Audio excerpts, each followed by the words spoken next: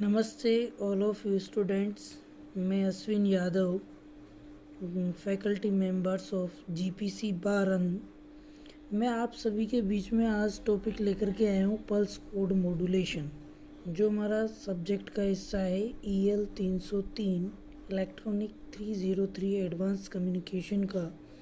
तो हम pulse code modulation के बारे में आज चर्चा करेंगे। पल्स कोड मॉड्यूलेशन होता क्या है, इसके बारे में देखते हैं। It converts analog signal to digital signal. इसके द्वारा हम क्या करते हैं, एनालॉग सिग्नल को डिजिटल सिग्नल में कन्वर्ट करते हैं।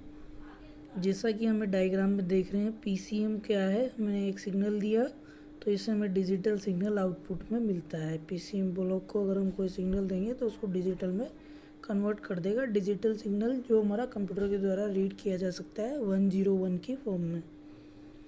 इसके बाद है कि पल्स कोड सिग्नल को हम किस तरीके से जनरेट डिजिटल में कन्वर्ट करते हैं। हमारे पास यहाँ डिफरेंट ब्लॉक्स होते हैं।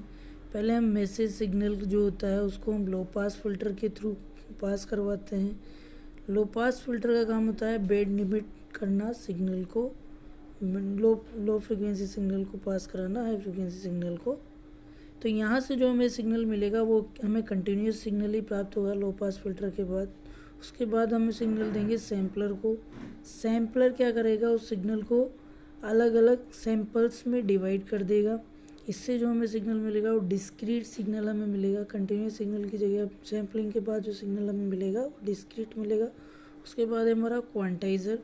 क्वांटाइज़र इन डिस्क्रीट सिग्नल को अलग अलग लेवल पर क्या कर देगा, शिफ्ट कर देगा। उसके बाद हम उसको क्या करेंगे, एनकोड करेंगे सिग्नल को, उसकी कोडिंग करेंगे और उसको डिजिटल में कन्वर्ट कर सकते हैं यहाँ से। तो ये हमारा जनरेशन PCM ब्लॉक डायग्राम है, जिसमें low pass filter, sampler, quantizer, encoder हम यूज़ में लेते हैं। PCM जनरेटर ब्लॉक डायग्राम हो गया। उसके बाद है लो पास फिल्टर का हम बैंड लिमिट्स करना है इनपुट सिग्नल की। ये हमने फोरियर ट्रांसफॉर्म दे रखा है हमारा मैसेज सिग्नल का। ये जो डायग्राम आप देख रहे हैं ये फोरियर ट्रांसफॉर्म है मैसेज सिग्नल का। इसकी बैंडविड्थ कितनी है, FM। इसकी बैंडविड्थ है FM। मैसेज सिग्नल है हमारा। तो इस मैसेज सिग्नल जो हमारा कंटिन्यूस सिग्नल है इसको अपने सैम्पलर को दिया। सैम्पलर एक तरीके से स्विच होता है, तो ऑन ऑफ का काम करता है। तो जैसे ऑन होगा सिग्नल हमें आउटपुट में मिलेगा, ऑफ हो जाएगा सिग्नल में आना बंद हो जाएगा। तो ये पूरा जो कंटिन्यूस सिग्नल है हमारा ये n इंटरवल्स में डिवाइड हो गया। तो ये सैम्पलिंग टाइम क्या है हमारा यहाँ पे TS है। तो इस तरीके से हमें सैम्पल सिग्नल मिल गया सैम्पलर के द्वारा। इसके बाद है हमारा ये हमारा नाइक्विस्ट क्राइटेरिया को फॉलो करना चाहिए। सैम्पलिंग जो होनी चाहिए, सैम्पलिंग जो है सैम्पलिंग थ्योरम को फॉलो करना चाहिए। सैम्पलिंग प्रोसेस जो है हमारा सैम्पलिंग फ्रीक्वेंसी होनी चाहिए greater than equal to twice of FM। FM हमारी है मैसेज सिग्नल की बैंडविड्थ। इसके बाद है हमारा ये मैसेज सिग्नल है, ये इम्पल्स ट्रेन से हमने इसको क्या कर दिया, मल्टीप्लाई करवाया। तो ये हमारा क्या मिल गया, हमें सिग्नल मिल गया यहाँ पर डिस्क्रीट सिग्नल। तो ये हम MN ऑफ TS के रूप में हमें मैसेज सिग्नल मिल गया। मतलब ये डिस्क्रीट मैसेज सिग्नल हमें मिल गया यहाँ से। तो डिस्क्रीट मैसेज सिग्नल को हम क्या कर देंगे, टाइम डोमेन में इसको फ्रीक्वेंसी डोमेन में कन्वर्ट कर देंगे, है ना। तो इसका फ्रीक्वेंसी डोमेन में क्या हो जाएगा, ये यहाँ से डेल्टा T माइनस TS है। तो फोरियर ट्रांसफॉर्म हो गया 1/TS summation delta of F minus NFS। तो इस तरीके से ये हमारा मैसेज सिग्नल है NFS। तो इसको हम क्या करेंगे, अब मल्टीप्लाई करवाएंगे 1/TS से, सैम्पलिंग पीरियड से, सैम्पलिंग फ्रीक्वेंसी से। तो ये हमारा शिफ्ट हो जाएगा सिग्नल फ्रीक्वेंसी से FM फ्रीक्वेंसी से। और ये हमने लो पास फिल्टर लगा रखा है, तो ये लो फ्रीक्वेंसी को ये पास करवाएगा हमारा। इसके बाद है हमारा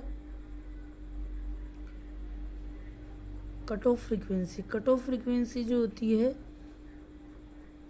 ये कितना होना चाहिए, एफ एम और F S minus F M, sampling जो फ्रीक्वेंसी है और मैसेज फ्रीक्वेंसी का जो डिफरेंस है उससे तो क्या होना चाहिए, cut off frequency less than होना चाहिए और मैसेज सिग्नल से ग्रेटर देन होना चाहिए। ठीक है।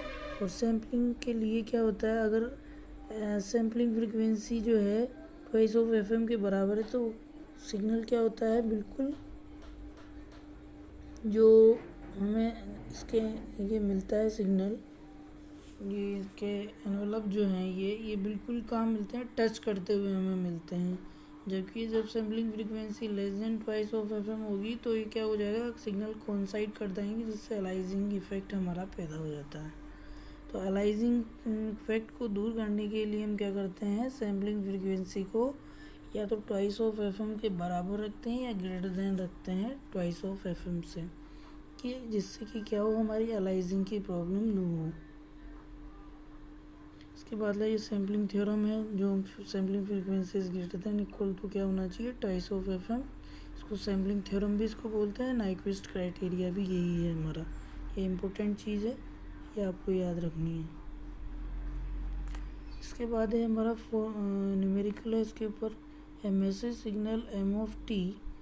मैसेज सिग्नल दे रखा है cos 2 pi 10⁻³ is converted to digital signal using PCM sampling frequency. तो सैम्पलिंग फ्रीक्वेंसी ज्ञात करो उस PCM सिग्नल की, जिसका हमें दे रखा है, मैसेज सिग्नल हमें दे रखा है। अब इसकी सैम्पलिंग फ्रीक्वेंसी हमें ज्ञात करनी है। सैम्पलिंग फ्रीक्वेंसी क्या होती है, greater than equal to twice of FM होती है। एफएम यहाँ पे कितना है, cos 2 पाई ओमेगा टी होता है ना। तो ये ओमेगा की वैल्यू कितनी है यहाँ पे, ये ओमेगा बराबर 2 पाई एफ होता है।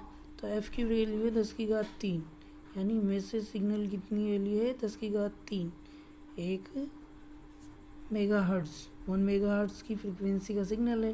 ट्वाइस ऑफ एफएम करेंगे तो 2000 हर्ट्ज़ हो जाएगा ये हमारा। ठीक है। तो यहाँ से हमारा ट्वाइस ऑफ एफएम 2000 हर्ट्ज़ हो गया। या तो 2000 हर्ट्ज़ के बराबर होना चाहिए, सैम्पलिंग फ्रीक्वेंसी की वैल्यू क्या होनी चाहिए, तो 2000 हर्ट्ज़ के बराबर होना चाहिए या ग्रेटर देन होना चाहिए 2000 हर्ट्ज़। तो 2000 हर्ट्ज़ तो है नहीं यहाँ पे, 2000 हर्ट्ज़ से नीचे वाले तो आंसर होगा नहीं। तो 2000 हर्ट्ज़ से ऊपर जो भी है हमारा ऑप्शन में है, इन 3000 है। तो सैम्पलिंग फ्रीक्वेंसी क्या होगी, 2000 हर्ट्ज़ होगी या 2000 हर्ट्ज़ से ज़्यादा होगी। तो यहाँ 3000 हमारा क्या होगा, इसका आंसर होगा। तो thank you so much students. ये हमने अब आज पढ़ा PCM के बारे में, PCM को कैसे जनरेट करते हैं, PCM सिग्नल का क्या क्या उसमें ब्लॉक डायग्राम है जनरेशन के, low pass filter, sampler, quantizer, encoder, ये सब हैं। डिस्क्रीट सिग्नल में उसको हम कन्वर्ट करते हैं, उसका फोरियर ट्रांसफॉर्म लेते हैं। ठीक है। तो ये हमने देखा sampling frequency, sampling theorem, Nyquist criteria के बारे में हमने पढ़ा, वो अगली क्लास में पढ़ेंगे क्वांटाइजेशन के बारे में। थैंक यू सो मच, धन्यवाद स्टूडेंट।